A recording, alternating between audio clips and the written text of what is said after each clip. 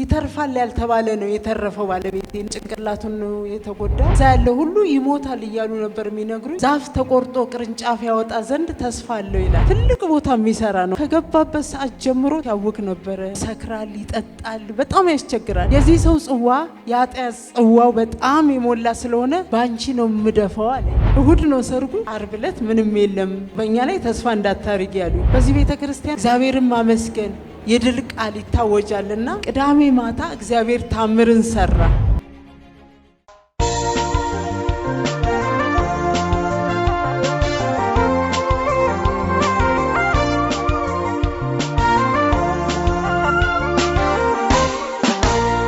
እግዚአብሔር ብዙ ነገር ያደረገልኝ ነኝ። ምህረት ያገኘው ሴት ነኝ። ከብዙ ነገር አንድ ሁለቱን እናገራለሁ። አንደኛው ነገር የዛሬ 1 ዓመት ከምናምን ሆኗል።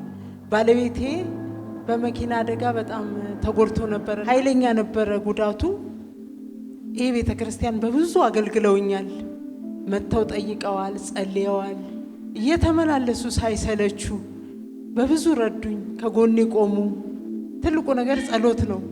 ይተርፋል ያልተባለ ነው የተረፈው ባለቤቴና አንደኛ ጭንቅላቱን ነው የተጎዳው።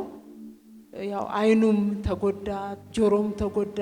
እዛ ያለው ሁሉ ይሞታል እያሉ ነበር የሚነግሩኝ። ቤትሽን ጥረጊ፣ ቤትሽን አስተካኪ። የታመሙት ራሳቸውም ታመዋል፣ ግን ለእኔ እንደዚህ አይነት ምክር ይሰጡኝ ነበር። እኔ ግን ተስፋ አልቆረጥኩም። ጌታ ሆይ ያለኝ ነገር ስለነበረ ጌታ ሆይ ምንድነው ነገሩ እያልኩ ጸልይ ነበር። እየተመላለሱ የዚህ ቤተክርስቲያን አገልጋዮች ጌታ ይባርካቸው ጠይቀዋል እና ጸልየዋል፣ ጠይቀዋል። ጌታ ደግሞ አዳነው። በጣም የገረመኝ ነገር እግዚአብሔር ያለው ይሆናል በሕይወታችሁ እንጂ ሰው ያለው አይሆንም። እንደ ሰው ቢሆን እሱ ሟች ነበረ። ምክንያቱም የተጎዳ ነገር ወደ ሞት የሚጋብዝ ነበረ። ግን እግዚአብሔር ምሕረት አድርጎለት ለዛሬ ቀን አበቃው። ክብር ለሱ ይሁን።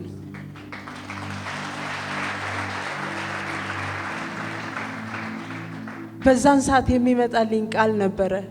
በዚህ ቤተክርስቲያን ብዙ ጊዜ ስለ ምስጋና እግዚአብሔርን ማመስገን የድል ቃል ይታወጃልና ብዙ ጊዜ የሚታወጀው ነገርና የሚሆንባችሁ ነገር ይለያያል። ለምንድን ነው ብዬ ጥያቄ ነበረኝና ሁሌ ግን ምስጋና አውጅና ግን የሚሆንብኝ ተቃራኒ ነው። ከዛ እግዚአብሔር አዋቂ ነው ብዬ አልፋለሁ። ግን የዛን ጊዜ አንድ ቃል እግዚአብሔር ሰጠኝ። ኢዮብ ምዕራፍ 14 ላይ ያለው ቃል ዛፍ ተቆርጦ ቅርንጫፍ ያወጣ ዘንድ ተስፋ አለው ይላል። ስሩም እንኳን በምድር ውስጥ ቢያረጅ ቢበሰብስ ከውሃ ሽታ የተነሳ ይለመልማል ይላል። እግዚአብሔር በዛው ውስጥ ከሱ የተነሳ ምህረት አገኘው፣ ፈውስን አገኘው፣ ድነትን አገኘው፣ ክብር አገኘው። የእግዚአብሔር ስም ይባረክ። ሌላው ደግሞ አሁን በቅርብ ነው ልጅ ድር ነበረ እና ልጅ ስድር ያው ብዙ ወጪ አለ። በዛ ወጪ ላይ ፕሮሚስ የገቡልኝ ሰዎች ነበሩና ያንን ሰርግ ሙሉን እንደሚሸፍኑ በደንብ ነግረውኝ እኔም ተስፋ አርጌ አሉልኝ ብዬ ዘና ብዬ ቁጭ ብዬ ነበር። የሚገርመው ሰርጉ እሑድ ሆኖ ዓርብ ዕለት ደውለው ሁሉም አንችልም አሉ። ሁሉም ደውለው አስቡት፣ እሑድ ነው ሰርጉ፣ ዓርብ ዕለት ምንም የለም በእኛ ላይ ተስፋ እንዳታርጊ ያሉኝ። ክብሩን እሱ ይውሰድ። በጣም ደነገጥኩ። ምንድነው የሚባለው አልኩ። ጌታ ሆይ አንተ አዋቂ ነህ ብዬ ጸጥ አልኩኝ። ቅዳሜ ማታ ሰርግን የሚያክል ማለት ነው፣ አንድ ቀን ሲቀረው ቅዳሜ ማታ እግዚአብሔር ታምርን ሰራ። እግዚአብሔር ስም ይባረክ። በልዩ ሁኔታ ሰርጉ ተከናወነ። እግዚአብሔር አላሳፈረንም።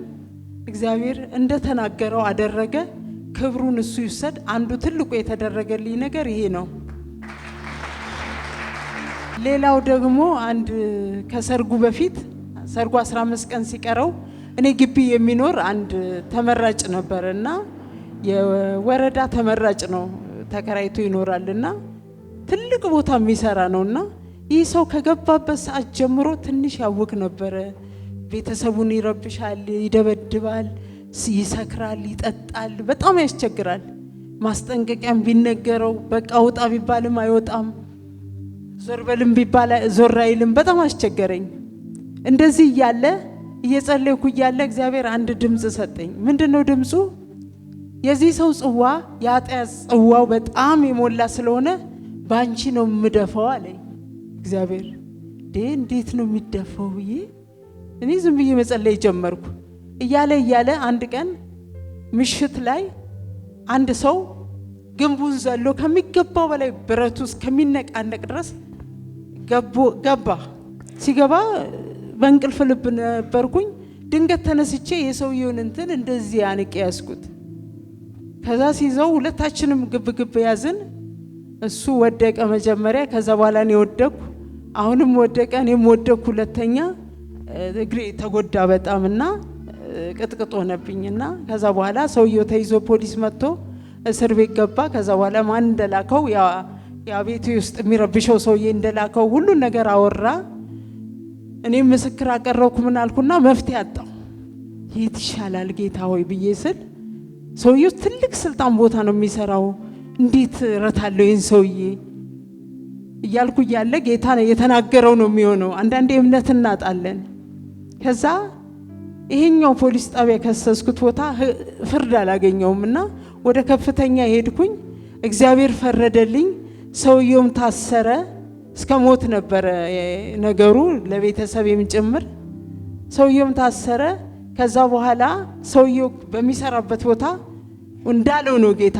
ብዙ ኃጢአት የሰራ ሰው ነው። ነገሩ በእኔ ስበብ ሆኖ ተጋለጠ። ያው ወረደ ከዛ ነገር ላይና በዚህ እግዚአብሔርን አመስግኑልኝ። የእግዚአብሔር ስም ይባረክ። ሌላው ለምሰራው ስራ ሁሉ አልችልም የሚል ነገር እኔ ጋር የለም። ሁሉን እችላለሁ ነው የምለውና እግሬ ቢያነክስም አንዳንድ ስራዎችን እሰራለሁ ዝም ብዬ። ከዛ እግዚአብሔር አንድ ቃል ሰጠኝ። መዝሙረ ዳዊት በቅንፍ 27 ላይ እግዚአብሔር ብርሃኔና መድኃኒቴ ነው የሚያስፈራኝስ ማን ነው የሚለው ቃል ሁሌ ይመጣል ወደ ልቤና የሚያስደነግጠኝስ ማን ነው ይላል። ግን እኮ የሚያስደነግጥ ነገር አለ፣ የሚያስፈራም ነገር አለ እያለ ይሄንን አዋጅ እንዳውጅ የረዳኝን እግዚአብሔርን አመሰግናለሁ። ከባድ ነው ነገሩ ግን እና ይሄ ቃል አጸናኝ፣ ይሄ ቃል አበረታኝ። አንዳንዴ ደግሞ ቁጭልና ለምንድን ነው የፈተና ሰው ሆነው ብዬ ጥያቄ ይሆንብኛል። ብዙ ፈተናዎች ያልፋሉ በህይወቴ። ምንድነው ላለኝ ግን በእግዚአብሔር ላይ ሙሉ እምነት አለኝ።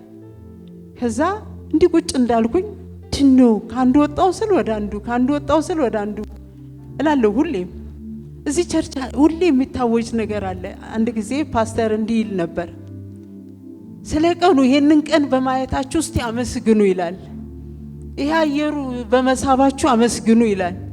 ሁሉ በቃ ይሄንን ራሱን ማያገኙ ስንት አሉ ይላል። እውነት እኮ ነው ብዬ እንደገና ንስሐ ገባለሁ። እና መዝሙረ ዳዊት ላይ ምዕራፍ 118 አካባቢ ይመስለኛል ዳዊት አንድ ነገር አለ። በብዙ ነገር ይፈተናል ዳዊት ግን አይሞትም። ሞቱን የሚጠብቁ ነው ያሉት ጓደኞቹም ሆኑ ዘመዶቹ። ዳዊት ግን አይሞትም። እዛ ቃል ላይ ምን ይላል? በሁሉ ስፈተን ለሞት ግን ታልፌ አልተሰጠውም ይላል። ክብር ለሱ ይሁን። በሁሉ ተፈተንኩ፣ ሞት ግን እኔ ቤት አልገባም። የእግዚአብሔር ስም ይባረክ። በዚህ ሁሉ የረዳኝ እግዚአብሔር ይመስገን። ጌታ ይባርካችሁ። ተባረኩ።